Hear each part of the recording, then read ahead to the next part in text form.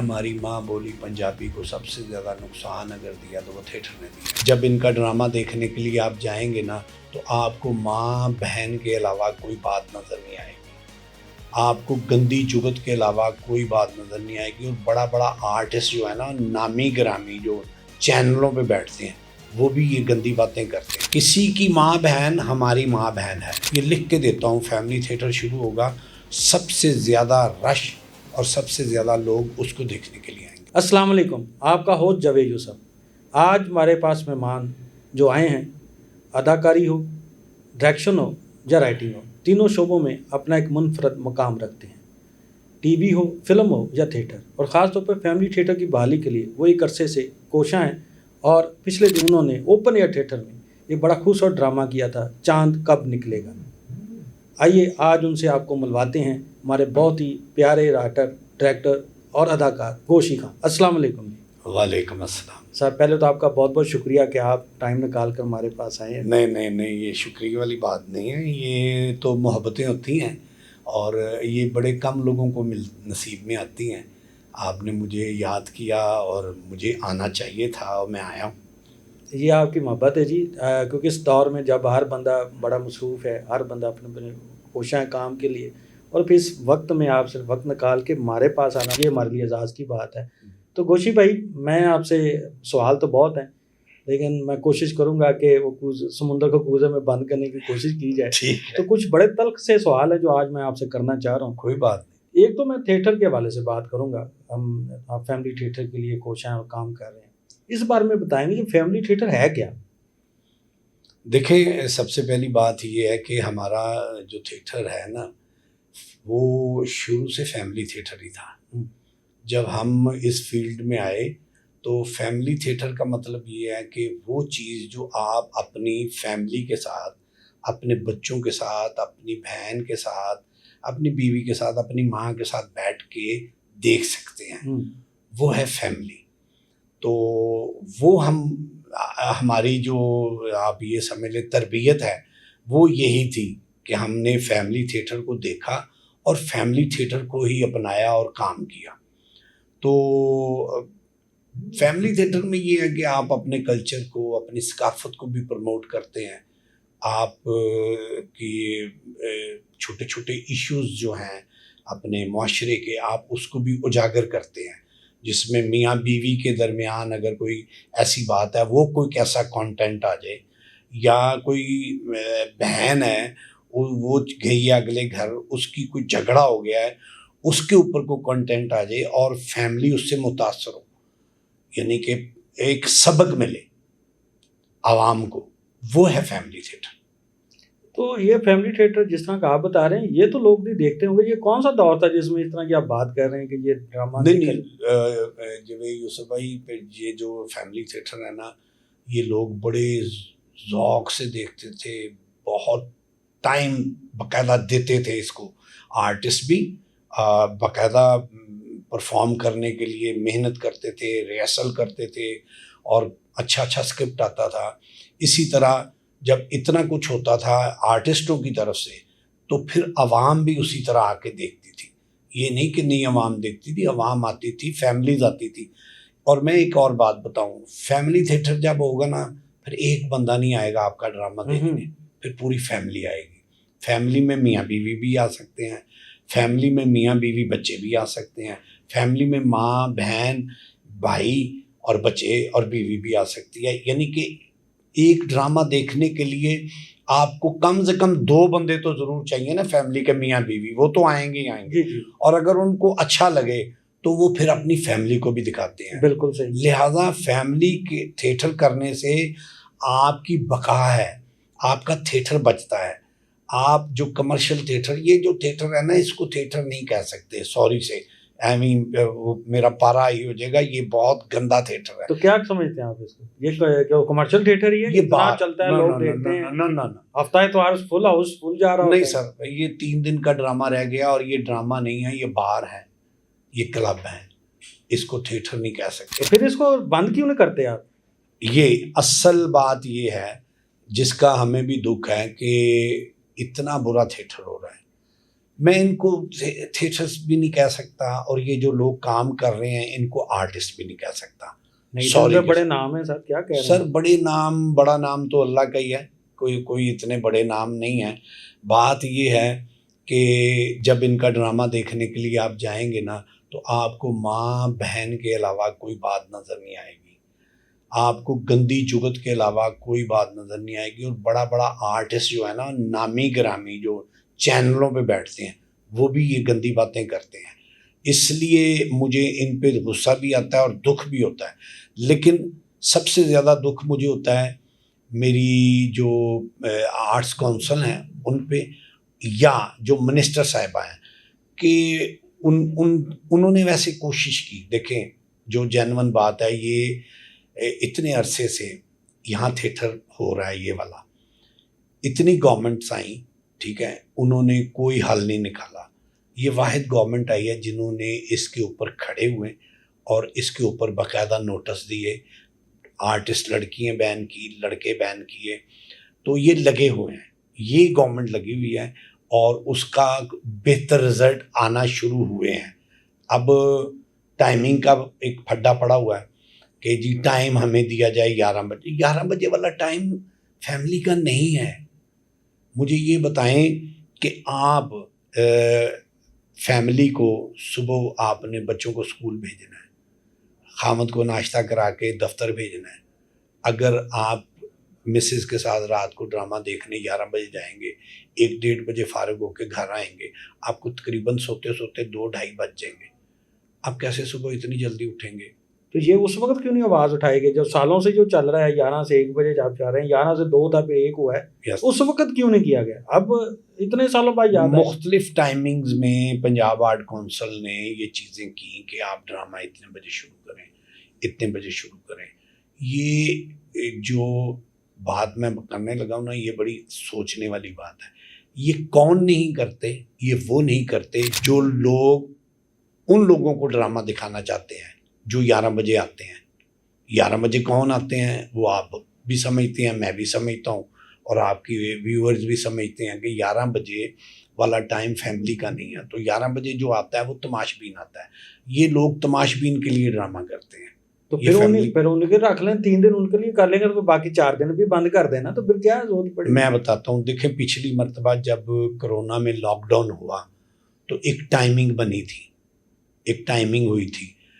अगर मैंने उस वक्त भी कहा था कि यही टाइम अगर कर लें, ये इस पे स्टैंड कर लें, तो आज उस टाइम पे इन्होंने खड़े होना था, बेहतरीन टाइम पे आ जाना था। बट इनकी सोच नहीं है, वो ये ड्रामा फैमिली के लिए करते नहीं, ये बातें करते हैं फैमिली के लिए ड्रामा, फैमिली आए, फैमिली तो आती नहीं, इनके थिएटर पे फैमिली नहीं आती, ठीक है, ये सिर्फ गुफ्तगू करते सर। टिकट तो आप सुने फैमिली, चलो ये तो माना कि चलो आ भी जाए, हल्का फुल्का को आना भी जाए, तो टिकट ही तो 2000 से शुरू होती है, तो कौन? नहीं सर, नहीं, आप कौन? नहीं सर, 7000 की फ्रंट है। अच्छा जी, 7000 रुपए की फ्रंट टिकट। मैं 2000 की पीछे की बात कर रहा हूँ। हाँ, आप पुरानी बात कर रहे हैं ना, 7000 रुपए की टिकट है। अब मुझे ये बताएं, 6-7 हज़ार रुपए की टिकट में अगर मियाँ बीवी ही आते हैं, 14,000 रुपया वो खर्च के जाते हैं, तो वो सुबह घर क्या पकाएंगे? एंटरटेनमेंट सस्ती होनी चाहिए। हमको एंटरटेनमेंट को बहुत महंगा कर दिया है। तो आपका फिल्म भी तो टिकट जो है कम से कम 2000 से तो ये देख लेना कि वो जो लोग फिल्म हिट कराते थे, अब मैं बात करूँगा मौला जट की, मैं बात करूँगा चूड़ियों की, जब ये फिल्में चली, घूंघट की बात करूँगा, जब ये फिल्में चली तो क्या टिकट थी? ये मल्टीफ्लेक्स तो नहीं थे ना, छोटी टिकट थी ना। हाँ जी, छोटी थी। उस पे अगर 50-50 करोड़ रुपया कमाया गया है, ठीक है, तो अब क्यों नहीं कमाया जा सकता? अब इसलिए कि वो जो लोग फिल्म देखने वाले हैं, जिन्होंने हर वीकेंड पे फिल्म देखनी, उनको तो आपने सिनेमा से दूर कर दिया, सिनेमा की टिकट इतनी महंगी कर दी। इसी तरह थिएटर से वो लोग दूर हो गए, ठीक है। अब वो लोग क्या एंजॉय करते हैं? वो लोग ये एंजॉय करते हैं या तो अपने मोबाइल पे कुछ देख लेते हैं, ठीक है ना, या जो होटल्स हैं वहाँ अगर कोई टीवी शीवी लगा तो वहाँ देख लेते हैं, वो एंजॉय कर लेते हैं। अदरवाइज उनकी एंजॉयमेंट तो ख़त्म हो गई। और ये ख़त्म कर दी गई है। मैं ये भी रिक्वेस्ट करूँगा गवर्नमेंट ऑफ पंजाब से कि आप सिनेमा बनाएं। गवर्नमेंट को सिनेमा बनाने चाहिए। हर मार्केट में, हर बिल्डिंग में 300-400 सीट का सिनेमा होना चाहिए। सिनेमे होंगे, छोटी टिकट वाले लोग जाके फिल्म देखें। अच्छा, ये जो आप बात कर रहे थे कि गवर्नमेंट बड़ा काम कर रही है इसके ऊपर, ये मौजूदा गवर्नमेंट, आप उसको क्रेडिट दे रहे हैं, ये मतलब क्या एकदम आके वही है कि गानों को उन्होंने कहा ये गाने नहीं होंगे, ये कर लीजिएगा, और इस तरह की छोटी मोटी चीज़ें, मतलब जब कभी चाहे ये ड्रेस कैसा पहना हुआ है, तो मैं इससे क्या आपका थिएटर बहुत अच्छा हो जाएगा? नहीं, मैं बताता हूँ आपको। देखें, हर चीज़ ना एकदम सारी चीज़ें ठीक नहीं होती, आहिस्ता आहिस्ता ही ठीक होती हैं। सबसे पहली बात यह है कि वो गाने जो उन्होंने बंद किए हैं ना गवर्नमेंट ने, वो वाकई ही इस काबिल नहीं थे। वो घर में वैसे ही नहीं सुने जा सकते। वो तो एग्री है, वो एग्री है, ठीक है ना। हाँ जी। वो बहुत अच्छा कदम, एक तो ये। दूसरा ये है कि अब ये डांस की बात करते हैं ना, जो थिएटर के ऊपर डांस होता है, इस पर भी आपसे मैं सवाल करूँगा कि वो ही मैं कहने लगा हूँ कि जब एक जिंदा जावेद लड़की आपके सामने डांस कर रही होगी और अगर वो बुरा स्टेप करती है तो जाहिर है वो इम्पैक्ट अच्छा नहीं पड़ता। जब वो इम्पैक्ट अच्छा नहीं पड़ता तो फैमिलीज नहीं आती, ठीक है, फैमिली दूर हो जाती है।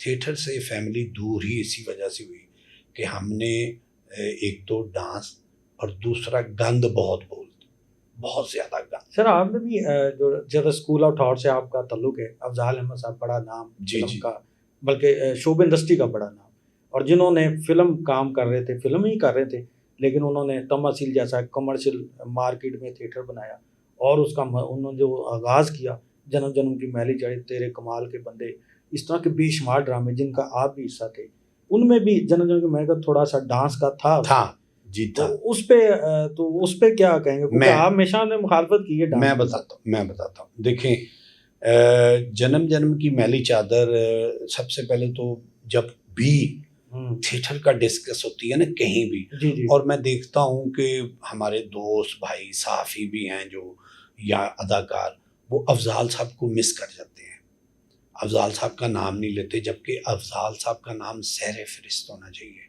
सबसे ऊपर होना चाहिए कमर्शियल थिएटर के हवाले से। उसकी वजह ये है कि एक बंदे ने अपनी प्रॉपर्टी को, यानी कि वो प्रॉपर्टी जो मेन फिरोजपुर रोड पे, जो अपने ही करोड़ा अरबान पे, ठीक है जी, उसके ऊपर उन्होंने एक थिएटर खड़ा कर दिया।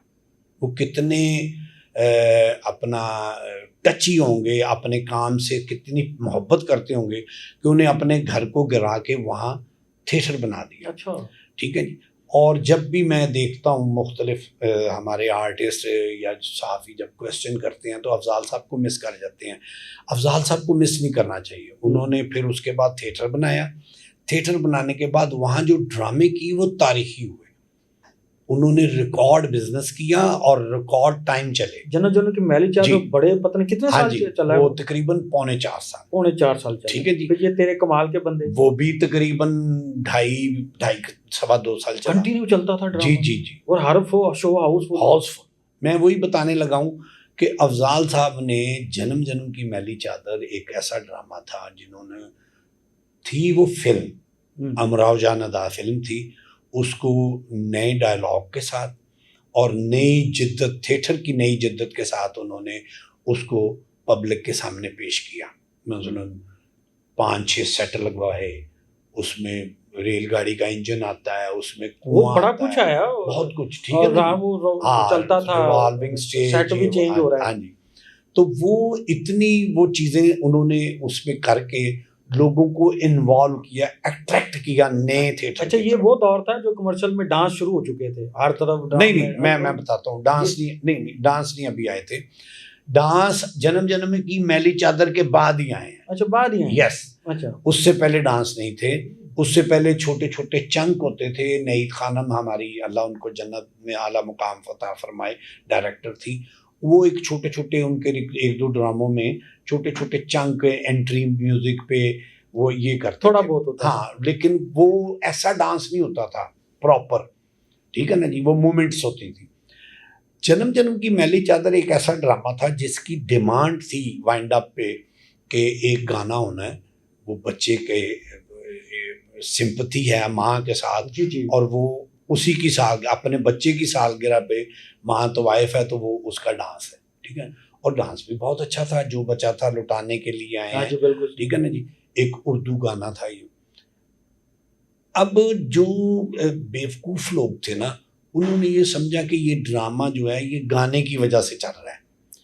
उन्होंने उसके सेट को भी नहीं सोचा कि उसके 6-7 सेट हैं, उसकी डायरेक्शन को नहीं देखा, उसका स्क्रिप्ट नहीं देखा, उसका स्क्रिप्ट नहीं देखा, उसके अदाकार नहीं देखे, ठीक है जी।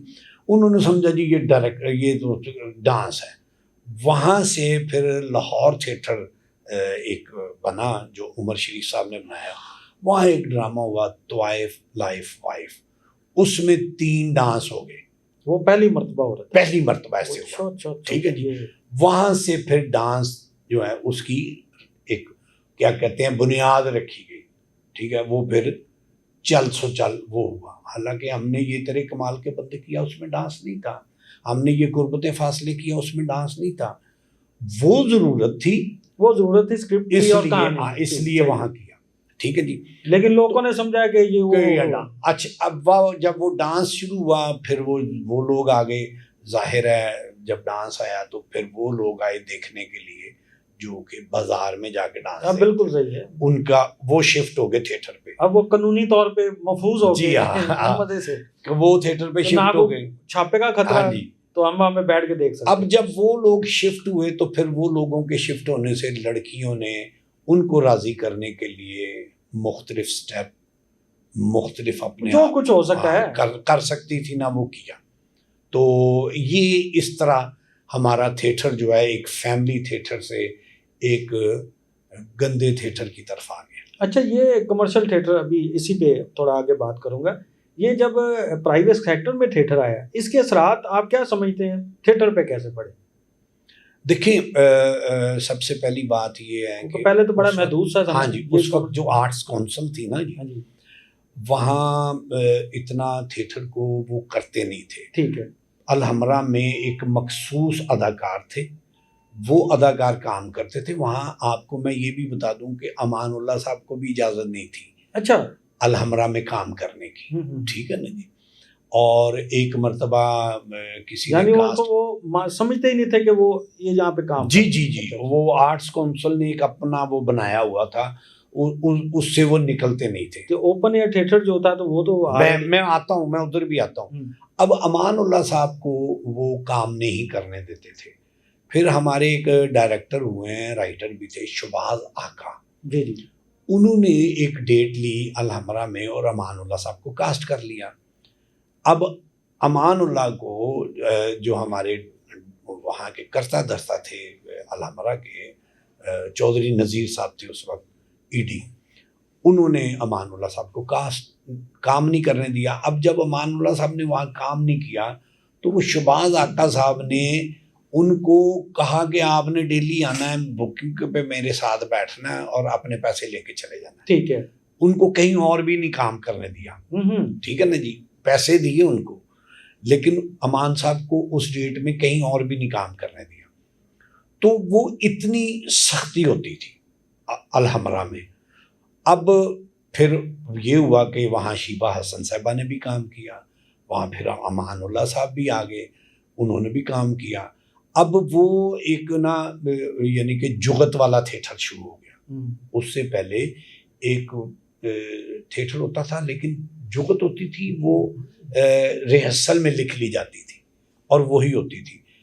जब अमान साहब आए तो वो फिल बदी जुगत आ गई, अब्रप्ट। आपने कोई बात की, अमान साहब को आमद हुई, उन्होंने ठक जुगत मार दी, तो वो पोर्शन शुरू हो गया। अच्छा, उसके बाद थिएटर जो है वो ओपन एयर थिएटर पे, ओपन एयर थिएटर पे आके फिर थिएटर खुला, ठीक, ज़्यादा खुला, ठीक है जी। होटल्स में थिएटर चला गया, मुख्तलिफ होटल्स में थिएटर चला गया, वो कुछ पाबंदियों से निकल के बाहर निकलना शुरू हुआ। यस, जब आप अलहमरा से निकल के होटल्स में आ गए, सलातीन होटल था, शराज हॉल था, 786 था, YMCA था, पुकार हॉल था, इसी तरह इनमें थिएटर होना शुरू हो गया।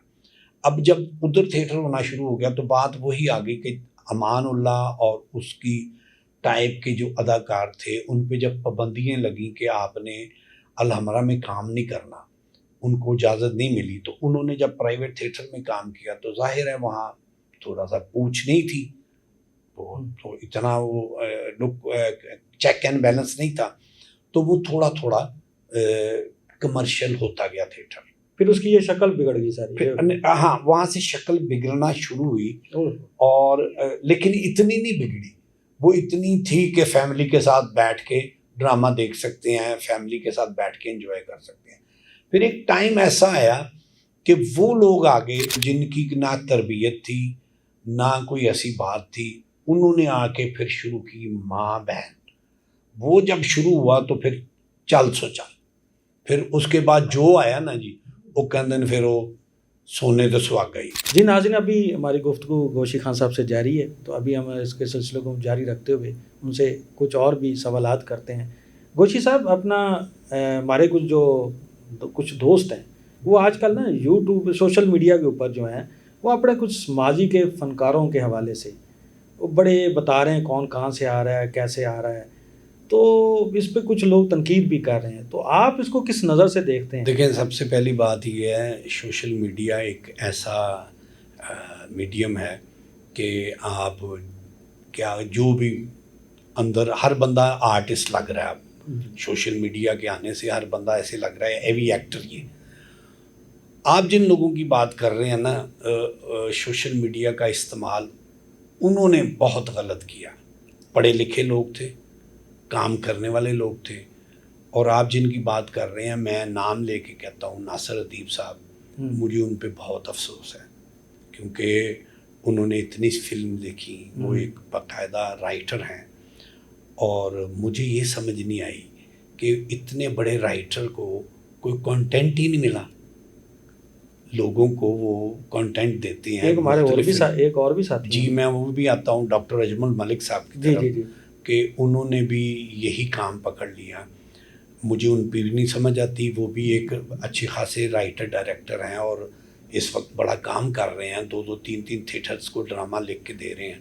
उनके पास भी कंटेंट कोई भी नहीं था कि वो बाज़ार हुसन चले जाएं और हमारी जितनी भी सीनियर्स अदाकारें हैं उनकी फैमिलीज़ को या उनको डिस्कस करना, ये कोई अच्छी बात है? अच्छा नहीं, ये छोड़े, ये तो चलो है ही है आप बात। तो एक दो और हमारे भी कोई ऐसे दोस्त है, पिछले दिनों भी एक इशू बना था मीरा वाला, अरशाद भट्टी, हाँ जी, उनके साथ बड़ा इशू बना। फिर एक रेहान तारक, उनका भी इशू, उनका जवाद अहमद, अभी ये एक सिलसिला सा चल पड़ा है। देखिए, बात पता क्या है, बात ये है कि ये है सस्ती शोहरत। अच्छा जी, ठीक है ना, वो हासिल करने के लिए आप जो मर्जी कर लें। बात ये है कि हमारी जितनी भी, मैं ख़ास तौर पे मेरा जो वो नासिर अदीब साहब और डॉक्टर अजमल साहब, मैं उनको स्पेशल आपके पॉडकास्ट में ये कहना चाहता हूँ कि खुदा के लिए हमारी जितनी भी सीनियर अदाकारें हैं वो अब नानियाँ दादियाँ बन गई या दुनिया से चली गई, उनके आगे बच्चे होंगे, ठीक है, उनको पता है नहीं पता, आप बता रहे हैं, आप बता के अल्लाह के हजूर गुनाहगार हो रहे हैं। अल्लाह तो कहता पर्दा रखो। आप सिर्फ चंद पैसों की खातर या व्यूज़ की खातर आप ये कर रहे हैं, ये बहुत बुरी बात है। और फिर सबसे बड़ी और बुरी बात ये है कि आप इस फील्ड से मुंसलिक हैं। आपने इन्हीं लोगों से काम करके, इन्हीं लोगों के साथ दिन रात एक करके पैसा कमाया, घर बनाया, नाम बनाया, आज आप उनको ही जलील कर रहे हैं। ये ना करें, ये बुरी बात है। मुमताज़ बेगम है जी, उन्होंने बड़ा कहा कि उन्होंने कहा जी अब हम ना वही आप वाली बात कि मैं हमदानियाँ दादी खुदा का खौफ करें। आप क्या बताना चाहते हैं लोगों को? मैं वही कह रहा हूँ कि ये बहुत बुरी बात है, बहुत बुरी बात। यकीन कर लें कि अगर उनमें से उस फैमिली में से अगर कोई बंदा उठ के खड़ा हो गया इनके सामने, फिर ये क्या करेंगे? अच्छा, वो शायद आपके इल्म में है कि नासिर अदीब साहब जो हैं वो खुद भी अब राइटर भी हैं, तो उनकी अपनी बेटी जो है वो भी शोबिस से वो बसता है। हाँ जी। तो ये भी एक चीज़ मैं वही कह रहा हूँ ना, वो हमारी भी बच्ची बहनों की तरह है। अल्लाह ताला उसको ज़िंदगी सेहत दे, वो भी नाम अपना बनाए। लेकिन हमें ये सोचना चाहिए, किसी की माँ बहन हमारी माँ बहन है, ये अपने दिमाग में रखें, अपने जहन में रखें कि जो किसी की भी बहन है ना, वो आपकी भी माँ बहन है, ठीक है। तो आप अगर आज किसी के ऊपर ऐसे उछालेंगे कुछ, तो कल को आपकी बारी भी आएगी। तो लिहाजा मैं तो नासिर अदीब साहब से और डॉक्टर अजमल मलिक से हाथ जोड़ के ही कहूँगा कि खुदा का नाम लें, खुदा का नाम लें। आप इतने ज़हीन हैं, कंटेंट कोई और बना लें यार। पैसा कमाना, पैसा तो आप कमा सकते हैं, अगर आपके नसीब में लिखा है तो आपको मिलेगा। लेकिन अल्लाह को नाराज़ ना करें। आप तो गवाही बन रहे हैं, गवाह पैदा कर रहे हैं, और आपको देख के जितने लोग सुन रहे हैं वो गवाह बन रहे हैं। तो ये अल्लाह को नहीं पसंद। अच्छा, फिल्म की बात हम करते हैं, जैसे थिएटर के लिए हुकूमत काम कर रही है। अभी फिल्म फंडिंग भी उन्होंने की है, कोई 30 लोगों को 3-3 करोड़ रुपया, और कुछ को जा चुका है, आधा जा चुका है, कोई काम भी हो रहा है। तो इस तरीके कार को क्या समझते हैं कि इससे फिल्म इंडस्ट्री आपकी बहाल हो जाएगी? देखिए, बात ये है कि फिर वही बात आ गई कि इतने अरसे से फिल्म इंडस्ट्री की तरफ किसी ने ध्यान नहीं दिया था। गवर्नमेंट ने ध्यान दिया है। पैसे अच्छे को मिले, बुरे को मिले, वो तो जब वो फिल्म बनाएगा लग पता जाएगा, ठीक है ना। इस 3 करोड़ से उसकी या तो ज़िंदगी बदल जाएगी, तो या वो सारी ज़िंदगी के लिए इस फील्ड से आउट हो जाएगा। ये ज़हन में रख लीजिएगा। नहीं, लेकिन नुकसान तो गवर्नमेंट का, हुकूमत ने जो पैसा दिया वो आवाम का ही टैक्स है ना जी। बिल्कुल, तो वो तो एक्सपेरिमेंट ही होगा। तब ये तो कोई बात नहीं हुई तो वो बर्बाद हो जाएगा, अच्छा हो जाएगा। नुकसान तो उस गरीब आदमी को हो रहा है। सॉरी, मैं थोड़ा सा ना, मैं आपको एक बात बताऊं। कंटेंट जो है ना, अगर किसी का कमज़ोर होगा ना तो वो जलील होगा। ये मैं आपको बता दूं। पैसे तो ज़ाया हवाम के हो रहे हैं या गवर्नमेंट के हो रहे हैं, मैं ये मानता हूँ इस बात को। लेकिन किसी का भी कंटेंट कमज़ोर हुआ ना, वो जलील होगा, और उसकी सिफारिश करने वाला उससे ज़्यादा जलील होगा। ये बात पक्की लिखी है, ठीक है। अच्छा, इंडस्ट्री ऐसे खड़ी हो जाएगी, ये बात भी मैं आपको बता दूं। इंडस्ट्री तभी खड़ी होगी कि इनके कंटेंट मजबूत होंगे, इनकी कहानी अच्छी होगी, इनकी कहानी के ऊपर मेहनत की होगी, और उसी कहानी के हिसाब से इन्होंने एक्टर को कास्ट किया होगा। अगर ये उसी डगर पे चले रहे, ये हमारे जो पीछे है कि जी हीरो कर लो, हीरोइन कर लो, बाकी ਉਹ ਮਾਝੇ ਨੂੰ ਰੱਖ ਲੈਣਾ, ਸਾਜੇ ਨੂੰ ਰੱਖ ਲੈਣਾ, ਉਹ ਕਰ ਲੇਗਾ, ਉਹ ਮੇਰੇ ਘਰ ਮੁਲਾਜ਼ਮ ਹੈ, ਉਹਦੇ ਕੋਲੋਂ ਇਹ ਰੋਲ ਕਰਾ ਲਾਂਗੇ, ਉਹ ਮੇਰਾ ड्राइवर है, वो ਇਹ कर लेगा, फिर फिल्म नहीं चलेगी। फिल्म का एक एक जो करैक्टर है ना, वो इनको सोच समझ के रखना पड़ेगा। वो भरपूर जिसने आके दरवाज़ा खोल के ये कहना ना कि साहब आ गए, वो भी करैक्टर जड़ा ना जी, वो पक्का होना चाहिए। अच्छा, ये फिल्म सिटी वो जो उस पर 50 एकड़ पर बनने जा रहा है, उनका भी अनाउंसमेंट किया है, उन्होंने बाकायदा मंजूर भी कर दिया है, और कह रहे हैं उसमें हर चीज़ हम आपको सहूलत देंगे, सारी वो चीज़ें। तो ये आपको कैसा लगता है कि ये अगर हो जाता है तो क्या इनकलाब आएगा? देखें, हमारी जो यंग जनरेशन है ना, अपकमिंग डायरेक्टर, अपकमिंग हमारे जो लोग हैं, वो नो डाउट आज की जो दौर है, आज की जो पौध है, वो तेज़ है ज़हनी तौर पे भी, और वो कर सकते हैं, इसमें कोई शक नहीं। लेकिन एक ऊपर कहते हैं ना हेड, जी जी जी, एक वो हेड होगा जो कि इनको लेके चलेगा। अब वो कौन होगा वो नहीं समझ आ रही, वो कौन होगा। उसमें देखें, हमारे पास मैं कुछ नाम देता हूँ। अताउल्लाह साहब की बेटी, ठीक है ना जी, एनिमेटेड की मास्टर है, अताउल्लाह ईसा खिलवी साहब की, ठीक है जी।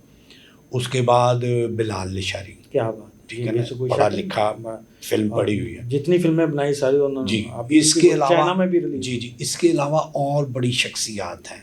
शेख मंसूर साहब का, हाँ जी, शेख मंसूर साहब तो देख लें कैसे, वो तो बड़े आदमी है ना जी, उनको तो बड़ी जगह पे, तो हाँ जी, ऐसे लोगों को ऊपर होना चाहिए। उसके बाद वो हमारी जो वो चेन्नई, क्या नाम है, शर्मीन अबैद चेन्नई, हाँ जी, वो हैं, वो उनको लेना चाहिए।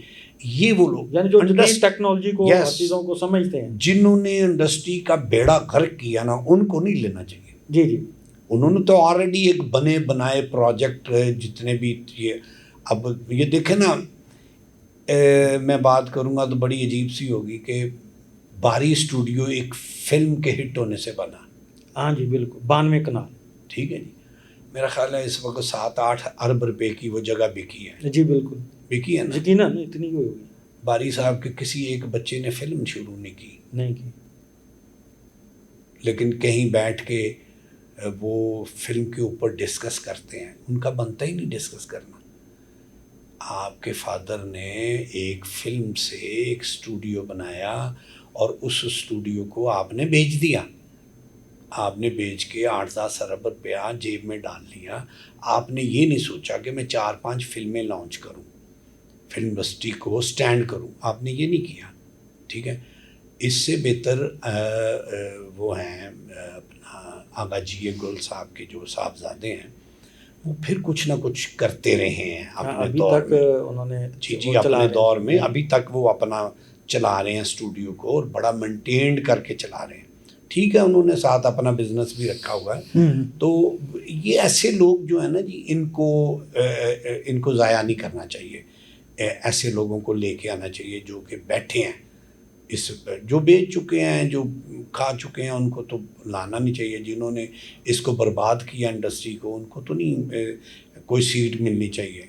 अच्छा, ये जो अभी आपने पिछले दिनों एक ड्रामा किया ओपन एयर थिएटर में, चांद कब निकलेगा, 3 दिनों बड़ा अच्छा आपका गया, जो आप कोशिश कर रहे हैं, तो अभी ये कहाँ पे करने जा रहे हैं आप? मैं जी इंशाल्लाह मेरी सबसे पहली कोशिश तो ये है कि जो ओपन एयर थिएटर है वो एक तारीखी थिएटर है।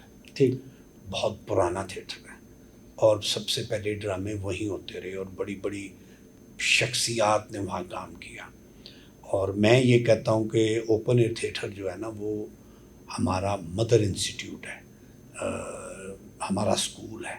ठीक है, और आने वाले लोगों के लिए भी वो स्कूल होना चाहिए। उसको मैं वो मदर इंस्टीट्यूट बनाने के लिए कोशिश कर रहे हैं। ईद पे मैं कोशिश करूँगा कि मैं एक कमर्शियल ड्रामा करूँ वहाँ, और लोगों को सस्ती तफरी मुहैया करूँ। ठीक है, और फिर ये जो चांद कब निकलेगा है, ये अल्लाह की रहमत से इस्लामाबाद पिंडी में भी ये आर्ट काउंसिल में होगा, गुजरांवाला आर्ट काउंसिल में होगा, फैसलाबाद आर्ट काउंसिल में होगा, साहिवाल आर्ट काउंसिल में होगा, बहावल नगर से मुझे बाकायदा वहाँ की आवाम, वहाँ कोई साहब हैं जिन्होंने मेरा ये ड्रामा यहाँ देखा है, वो मुझे, मेरे पास व्हाट्सएप पे सबूत है कि वो कहते हैं कि आप यहाँ आएँ, यहाँ आके ये ड्रामा करें, यहाँ बड़ी ज़रूरत है। ठीक है, तो वो बहावल नगर में भी मेरी है प्लानिंग कि मैं डायरेक्टर साहब से बात करूँ, क्योंकि महबूब आलम साहब जो डायरेक्टर आए हैं ना जी, ये भी बाकायदा आर्ट लवर हैं और आर्ट को बहुत मोहब्बत करने वाले हैं। yes, चाहते हैं कि वो ये बात चाहते हैं कि ये फैमिली थिएटर जो है रिवाइवल हो। तो इसी तरह मैडम अज़मा बुखारी साहबा भी चाहती हैं कि फैमिली थिएटर रिवाइवल हो, जिसके लिए वो मुख्तलिफ हमारे जो सीनियर्स हैं उनसे मीटिंग्स कर रही हैं कि कैसे फैमिली थिएटर रिवाइवल नहीं, लेकिन ये जो कर रही हैं, तो ये जो अलमरा आपने बंद किए, इस पे क्यों नहीं ड्रामे कर? हाँ, ये बात, इस पे तो ये बात आपकी बिल्कुल परफेक्ट है। मैंने मैडम मिनिस्टर से यही भी कहा था कि मैडम आप अपने थिएटर जो है उनको खोलें, ताकि वहाँ एक फैमिली थिएटर शुरू किया जाए, और जो बाहर थिएटर होता है उनको बताया जाए कि ये है फैमिली थिएटर, क्योंकि उनको बेचारों को पता ही नहीं है जो बाहर ड्रामा कर रहे हैं कि फैमिली, वो समझते हैं जो हम कर रहे हैं यही फैमिली थिएटर। नहीं, हम करके दिखाएं, जैसे पंजाब आर्ट काउंसिल ने ओपन एयर में किया, इस तरह जो गवर्नमेंट के हॉल हैं वहाँ थिएटर होना चाहिए फैमिली, ताकि लोगों को पता चले कि ये फैमिली थिएटर है। और मैं आपको ये लिख के देता हूँ, फैमिली थिएटर शुरू होगा, सबसे ज़्यादा रश और सबसे ज़्यादा लोग उसको देखने के लिए आएंगे। अच्छा, ये बताइएगा, ये हमारा जो टाइमिंग वाला इशू भी बात पीछे भी हमने की थी। जी। मैं आपसे ये पूछा कि 8 से 10 बजे जो टाइम आप समझते हैं कि ये ही होना चाहिए कि, क्योंकि वो तो कह रहे हैं कि मुमकिन थिएटर तो बंद पड़े हैं ना आपके, चलो जो भी हैं। मैं बताता हूँ, देखें, जब हम काम करने के लिए आए थे उस वक़्त यही टाइमिंग थी जी, 8 से 10:30 बजे। ठीक है, और लोग जोग दर जोग आते थे। उस वक़्त भी मार्केट इतने बजे ही बंद होती थी। उस वक़्त भी ये नहीं था कि जी मार्केट 6 बजे बंद हो गई है, इतने बजे बंद होती थी, बल्कि 9 बजे बंद होती थी मार्केट। तो 8 से 10:30 बेहतरीन टाइम है फैमिली का, और ये फैमिली का ही टाइम है। अगर तो फैमिली थिएटर करना है। अगर फैमिली थिएटर नहीं करना तो फिर चाहे 11 से 1 दे दें या 1 से सुबह 5 बजे तक दे दें, मुझे कोई इतराज़ नहीं। आपकी ये जो स्टेज की जो अभी जिन्हें आप कह रहे हैं थिएटर आप नहीं समझते, जो हमारा जो कमर्शियल जैसे कहा जाता है, कमर्शियल थिएटर कहा जाता है, उसमें जो हमारी स्टार्स बनी हुई हैं तो वो कहते हैं हम बड़ी सुपरस्टार हैं, तो उनके और आपके जो एक्टर में क्या फ़र्क था, जो अभी जो स्टार्स बन चुकी हैं जिन्हें स्टार कहा जाता है? देखिए, जब हम काम करते थे फैमिली थिएटर, उस वक्त ना जी लड़की की इतनी अहमियत नहीं होती थी। उस वक्त आर्टिस्ट की अहमियत होती थी, चाहे वो मेल है चाहे फीमेल है।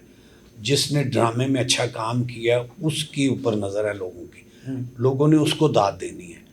अब ये है कि लड़की को लफ्ज़ नहीं एक बोलना आता, लेकिन डांस वो बेहतरीन करती है। तो जो ड्रामे के करता धरता हैं, जो प्रोड्यूसर हैं, फिनेंसर मैं कहूँगा, उनको सूट ही वो करती हैं। ठीक कि जी एक और मैं आपको एक और बात बताऊं कि थिएटर अब इस जगह पे पहुंच चुका हुआ है कि ये जो लड़कियां हैं ये सीटें लगवाती हैं अपनी, ठीक है। जिस लड़की को ज़्यादा प्रोटोकॉल आपको नज़र आए ना मिलता हुआ, तस्वीर भी बड़ी लगी हो, इसका मतलब है कि इसका मतलब वो 20 सीटें 15 सीटें अगली लगवा रही है। हाँ, यानी इसके बगैर उसको कोई गुजारा प्रोटोकॉल इसलिए जी जी जी।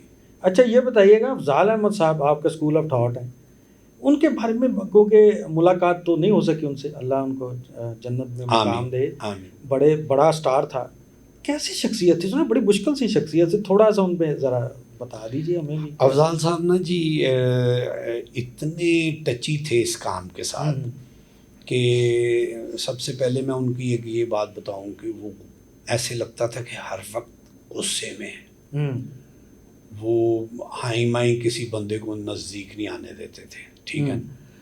लेकिन जो आर्टिस्ट था कोई भी है वो, जिसने आर्ट के ज़रिए उनके दिल में घर कर लिया, उसको फिर अपने से दूर भी नहीं जाने देते थे।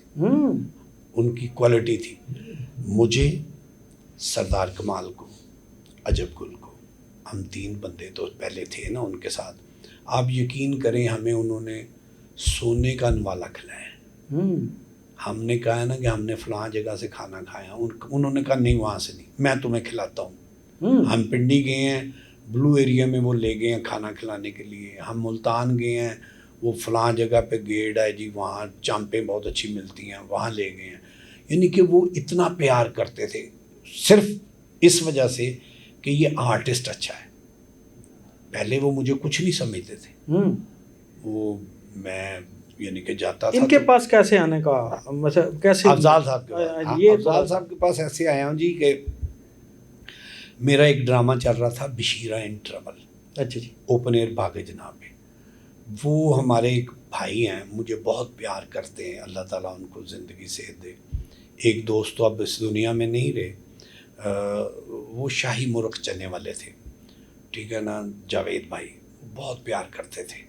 ये जो साहब की बात नहीं कर रहे होंगी, जो हमारे बड़े सीनियर आर्टिस्ट हैं? नहीं, ये शाही मुर्ख चलने वाले। अच्छा। वो मुझे बहुत प्यार करते थे एज ए अदाकार। उनकी डेट निकली तो उन्होंने बशीरा इन ट्रबल लॉन्च किया पहाड़ी के ऊपर, ठीक है। अब जब पहाड़ी के ऊपर वो बशीरा इन ट्रबल लॉन्च किया ना, तो उसका एक पोस्टर उन्होंने बनाया, और पोस्टर पे मैं उसमें बशीरे का टाइटल कर रहा था, जो पहले कभी आबद कश्मीरी साहब ने किया था। तो उन्होंने ना वो बशीरे की इन ट्रबल की ना ऊपर 3 तस्वीरें लगाई। सबसे सेंटर में अमानुल्लाह साहब, एक तरफ तारक जवेद साहब, और एक तरफ मेरी तस्वीर। वो पोस्टर जो है ना वो मुख्तलिफ जगह पे, होटल्स पे पब्लिसिटी के लिए लगे। वो पोस्टर अफजाल साहब ने कहीं देखा। अच्छा जी, वहाँ से फिर उन्होंने कहा कि ये तो अमानुल्लाह साहब है, ये तारक जवेद है, ऐ कौन है, ये लगता है इस ड्रामे का प्रोड्यूसर है। अच्छा, ठीक है, उनके जहन में ये आया।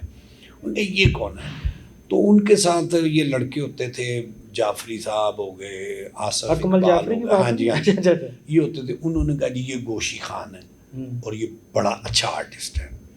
फिर उन्होंने मुझे अपने एक ड्रामे एक थी बिल्लो में चांस दिया, मुझे बाकायदा पहाड़ी से कास्ट करके वो एक थी बिल्लो में उन्होंने, हालांकि मैं अगला ड्रामा कर रहा था इफ्तिखार हैदर साहब का, तो इन्होंने मुझे वहाँ आए, मुझे कास्ट किया। मैंने इफ्तिखार हैदर साहब को कहा कि ऐसे ऐसे मुझे अफजाल, उन्होंने कहा ये कैनवस बहुत बड़ा है, फ़ौरन हाँ कर दो। हालांकि मैं उनका ड्रामा कर रहा था, उनका फ़ौरन हाँ कर दो, तुमने वो ड्रामा करना, मेरे वाले को छोड़ दो। मैं ओके कर दिया। एक थी बिलो ड्रामा लॉन्च हुआ, उसमें मैंने फर्स्ट टाइम अफजाल साहब के साथ काम किया। इस तरह आपकी उनके साथ वो उसी ड्रामे में मैं हिट हुआ, सुपर हिट हुआ, और अफजाल साहब ने उसी में मुझे यानी कि एज ए एक्टर लाइक कर, उनकी लाइक, फिर वो आपके उसका हिस्सा बन गया। फिर मैं हिस्सा बन गया। फिर वो मेरे लिए बाकायदा रोल भी लिखवाते थे, मुझे बाकायदा मुश्किलों में डालते थे। यानी कि जन्म जन्म की मैली चादर में मैंने एक निशई का पार्ट किया, 2 एंट्री हैं उसके। वेरी जो सेकंड ड्रामा हुआ वो हुआ ये तेरे कमाल के बंदे, उसमें मुझे उन्होंने गूंगा बना दिया। मैं एक गूंगे का पार्ट कर रहा हूँ। अब वो उन्होंने मुझे गूंगा जब बनाया तो वो गूंगे में मुझसे बहुत मुतासर हुए।